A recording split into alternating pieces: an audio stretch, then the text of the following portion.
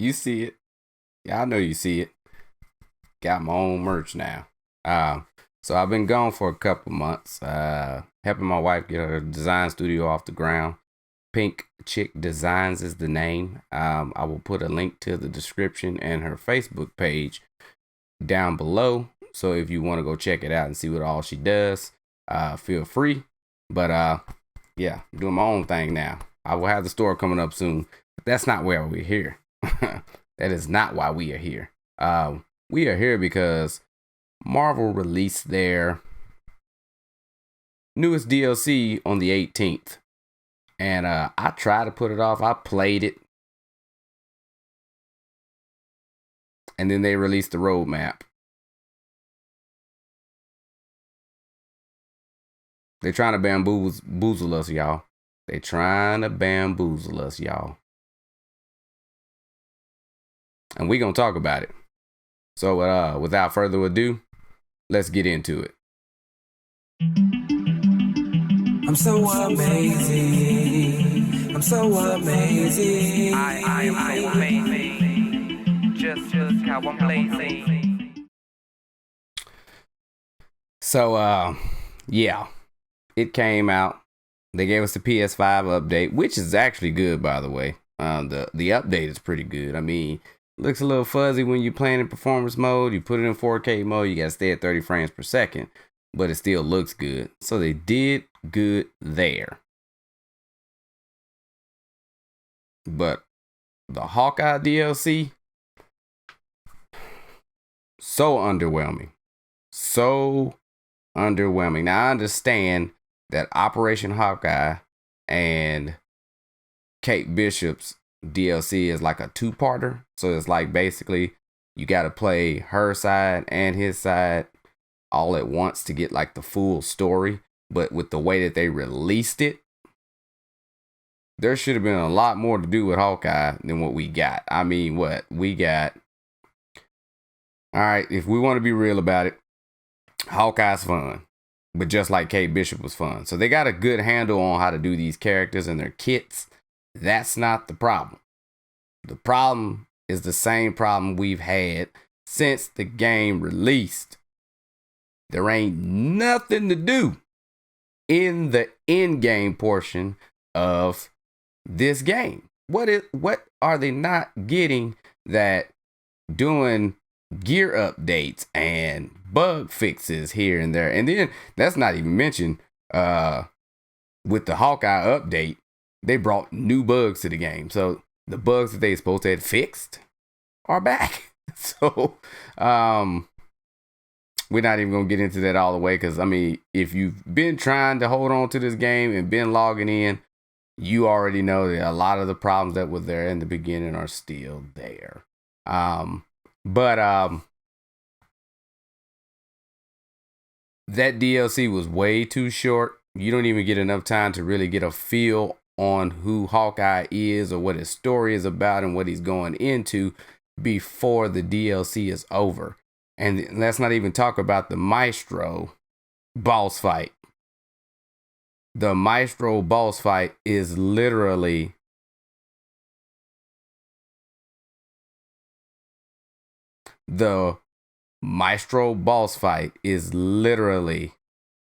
you fighting Abomination again, but with a new skin. They didn't change any moves. He got all the same moves Abomination got. He's a little slower and a little dumber and a little easier to kill, but it's the same fight. There's no new mechanics to that fight that we ain't already experienced. Then you beat the story. You go to the Operation Mission. Yes, I said mission.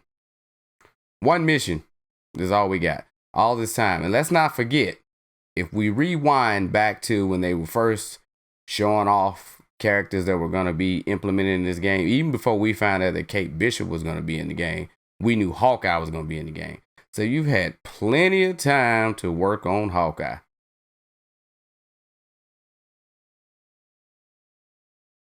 I don't know. I don't know. But then they came out with the roadmap, brother. Well, before we get in the roadmap, because I'm getting a little ahead of myself, let's go back and I will give you the pluses from the DLC. The PS5 update was a good plus. The fact that they brought in the Wastelands is a plus, because even though it looks a lot like Utah Badlands just destroyed, it still brought a new feel to the atmosphere of what you're dealing with. I mean, the enemies are still the same. Enemies didn't change. Got same aimbot enemies in the future that you had in the past, or the present, so to speak. So same enemies there.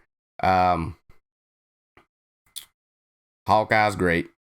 Like the skins for Hawkeye. That purple Ronin skin, I like that skin. And then a couple of skins he's got where he's got the mask over his face. I like those too. But he's literally Kate Bishop, but with a better toolkit. I was kind of wondering how they was going to do that, because it's like your first two characters that you bring to the table are both archers. Both use swords. Only difference between Kate and him is she's got the tachyon abilities, and he's basically the Hawkeye the way we know Hawkeye to be. But for some reason, his toolkit feels a little bit more fleshed out. And I would hope so, considering he was the first character they announced before we even knew Kate Bishop was coming to the game. But his toolkit is real good. And I did experience some bugs, even with that. But this roadmap, let's get into the roadmap. I'm going to bring it up on the screen, and I'm going to break down every piece of the roadmap. Y'all ready? Let's dive into it. So we got the March update, which was the Operation Hawkeye Future Perfect next gen console update. So we got the new hero with the new story, free upgrade the next gen, blah, blah, blah. And then we got New Game Plus for the regular campaign. Then we got the customizable harm room. I played the customizable harm room. It was okay. But aside from the Hawkeye story, which like I said was underwhelming, the rest of the stuff is like stuff that should already been in the game. This long past due, this stuff should have already been in the game. I'm sorry. That's just the way I see it. And I see some of these YouTubers getting all excited because of this update and the roadmap coming out, but they're not reading the fine print of the roadmap.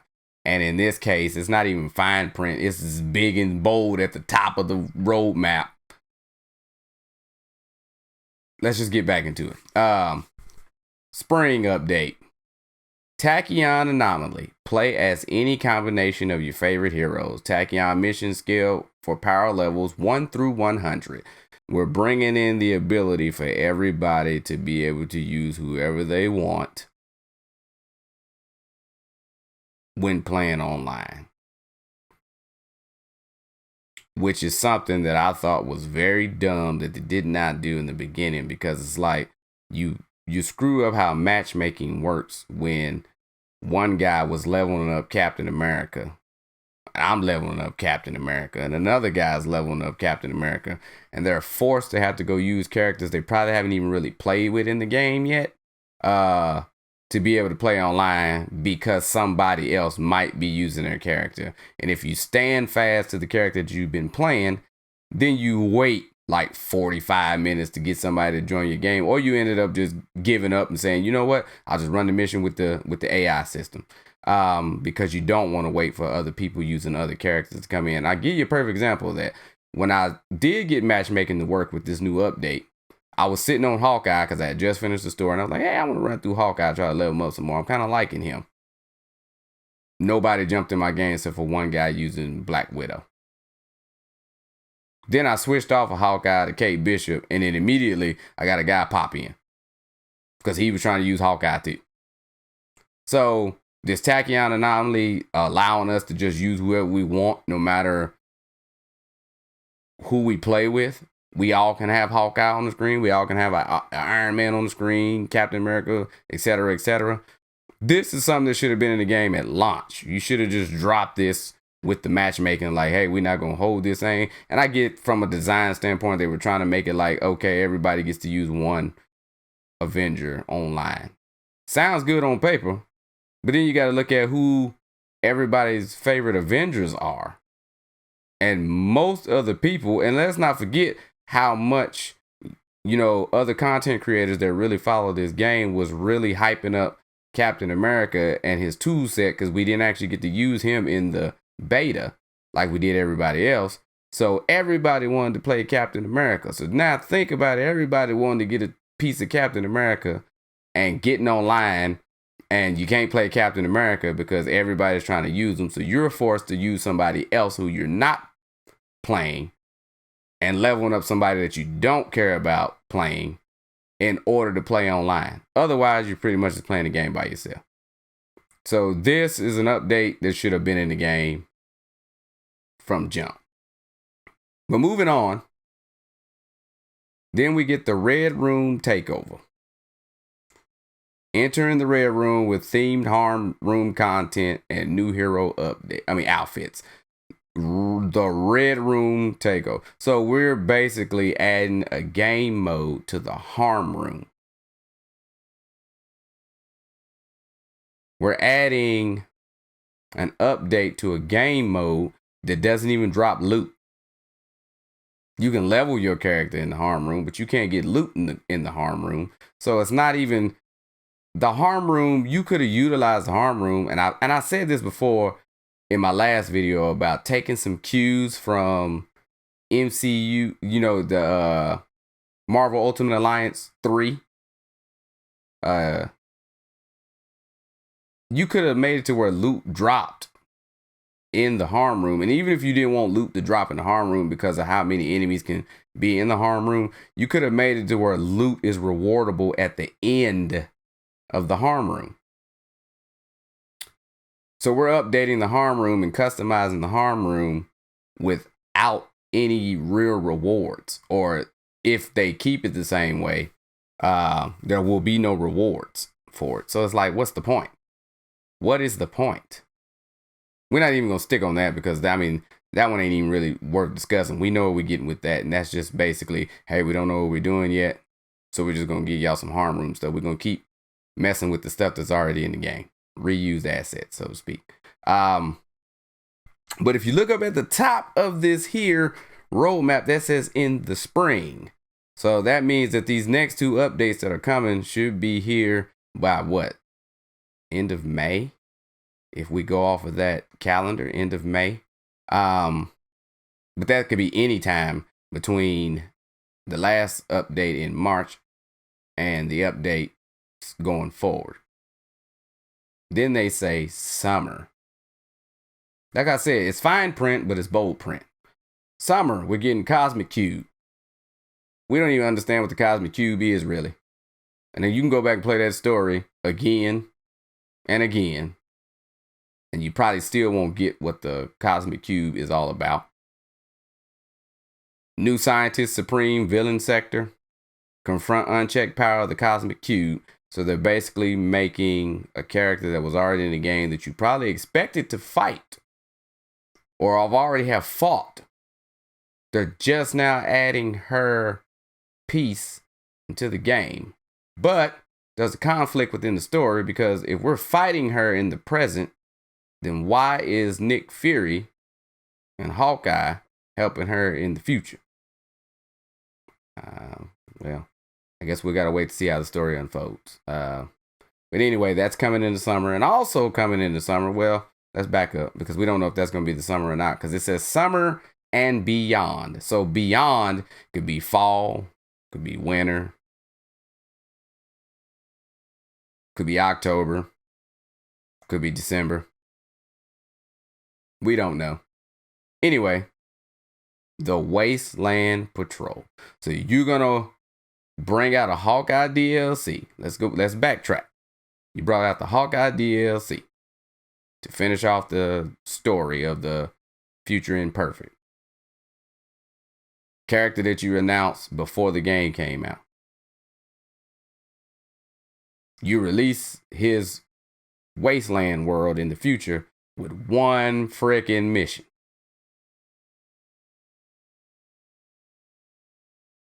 And then we got to wait all the way to summer and beyond before you add patrol mode and other missions to the wasteland zone.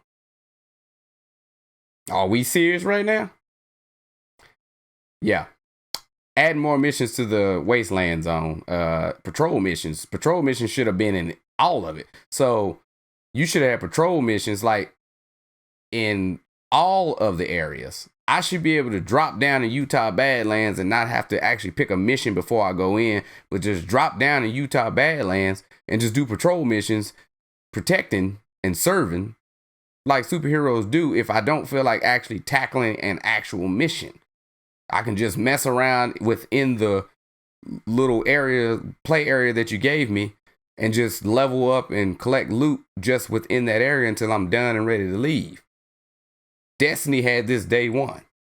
Most MMOs have this day one. We're almost a year in, and it might be a year. We might get back to September before we actually even see the Wasteland Patrol. A whole year before we get things into this game that should have already been in this game.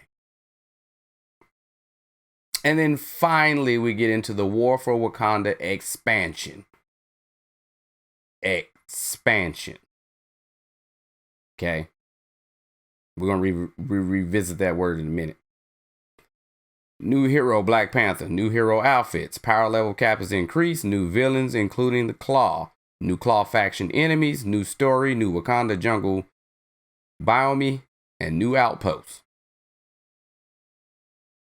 This all is coming with the Wakanda update. And the way that it's been explained to us is this is supposed to be like a raid area. So it's going to be interesting to see if this is going to be some more of that it's a raid, but it's not a raid type feel. I mean, at least have the decency, since you're doing the Tachyon anomaly and we don't have to worry about being restricted by the characters that we use. Do like Division did. And even though Division is a 4-player team, when you're running with the crew, when you run into a raid, it increases. It increases. I really hope we're not going to be running Wakanda as a raid, if it ends up being a raid, and it's just 4-player experience. We need a lot more than that. But even then, we're in all of this. We got Hawkeye, and then in the summer and beyond section, that could mean any time out throughout the rest of the year, we're getting Black Panther. The release time of these characters is so slow, and the replayability of this game is so atrocious. These characters should be releasing a lot faster than they are. Like, I am the person that I wouldn't even showed off the Black Panther teaser until we was really ready to bring Black Panther in. Like, you show me Black Panther, you drop Hawkeye, and then immediately after dropping Hawkeye's update, you give us Black Panther teaser. But then you put out the roadmap, and it's in the summer and beyond section. So it's like, we might not even get this sucker to the end of the year. And you showed this back in March.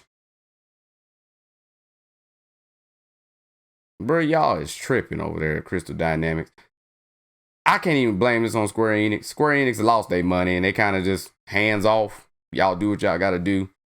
Bruh, let's take a look at the fact that it's barely anybody playing this game. 500 people on PC at a time. Can't really get the console numbers because of the way console works. But I guarantee you it's pretty low as well. I got matchmaking to work. But even when I got matchmaking to work, that was during the time that the update was brand new. Yeah, people want to play it. But going forward, after that DLC was so short, I'm pretty sure it sits pretty low as well. Heck, the day that you dropped this release, it spiked to 2,000, 2,200, something like that. So you're talking about maybe 700 people got on and played this dang update. Most people are pretty much done with the game, and you're not giving anybody any incentive to come back and keep playing it. I'm not going to sit up here and act like every time I don't load up this game, I don't have fun. Because the game is fun. But once I play the stuff that you give me to play, and I'm back to playing the stuff I've already played and know how to play, it's not fun anymore. So why are y'all not getting this? But there are some pieces that a lot of people didn't touch on.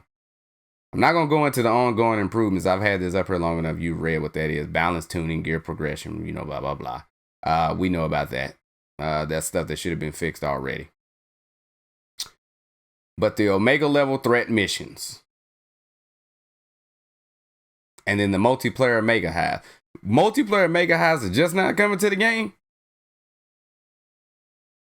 Multiplayer mega hives are just now coming to the game in a multiplayer game. This is a multiplayer live service game. And we are going to get, as additional content, multiplayer mega hives. Something that should have been in the game day one. Outfits inspired by the MCU should already been in the game. Much as y'all been messing around with the marketplace and putting in a bunch of suits that don't nobody care about. Every now and then you might drop something in there that piques my interest, but even then it ain't enough for me to actually spend actual money to get it. Post-level progression. Post-level 50 progression. I don't really think that matters as much. Like post-level progression, increasing the level cap, unless you finna go add some cool moves to everybody that we don't already have. The toolkit for most of the heroes is pretty much done, unless you've thought of some other stuff that they could have. Other than that, there's no reason for a post-level 50 progression, but you could increase the power level. Give us some reason to keep going. Capping it at 150 and then making it almost impossible to get there with every single character on the game without grinding your butt off in a game that ain't really got much reason for you to grind. Bruh, we got some work to do. And the bad thing about it is, this is Avengers we're talking about. This is not like some out of the blue IP that nobody is familiar with any of the characters in the. This is like one of the biggest games, or could have been one of the biggest games to ever release, and it's having the hardest time staying afloat. Everybody keeps talking about, when is the Spider-Man DLC coming, bruh? We might not make it there. By the time the Spider-Man DLC come out, it might be like 10 people playing this game. Heck, when they finally canceled Anthem, it still had 5,000 to 7,000 people playing it. We got 2,000 peaked on the day of Hawkeye's release, and it stays at a concurrent of about 500. Crystal Dynamics, I really hope this video reaches y'all and y'all understand y'all gotta fix this game. That's my rant. I'm gonna leave it up to Crystal Dynamics to kind of figure this thing out. I can't go with it no more. I'll still keep checking into the game here and there, but that's going to get very minimal now because I'm moving over to Outriders. Another Square Enix game, so at least Square Enix found a way to pick up the pieces a little bit. Because Crystal Dynamics, y'all are falling fast. And it doesn't look like there's no way out of this one. I really, really hope Square Enix doesn't come to your office and say, shut this thing down. So yeah, be looking for me to be on Outriders from here on out. Comes out April 1st if anybody's checking it out. If you haven't played the demo, go play that demo, man, because that's a good game, and I am going to be covering it. I'm back for real this time. I know I said that back in January, but I am back for real this time. I am back. Because Outriders brought me back. Hadn't been much come out since I got my PS5 for me to really talk about.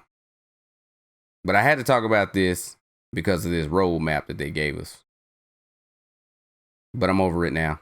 This was my spiel on how I feel about the roadmap. And for all these YouTubers out here that's probably getting paid by Crystal Dynamics to hype this game up and be excited about it, if you're sponsored by them, stop it.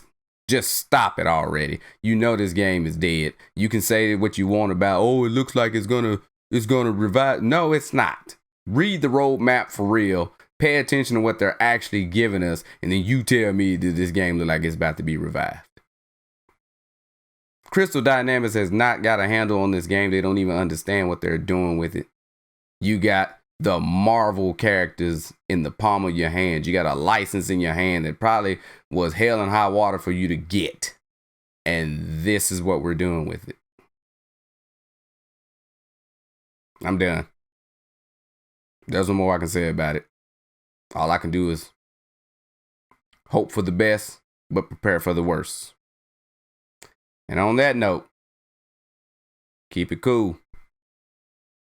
I'm out.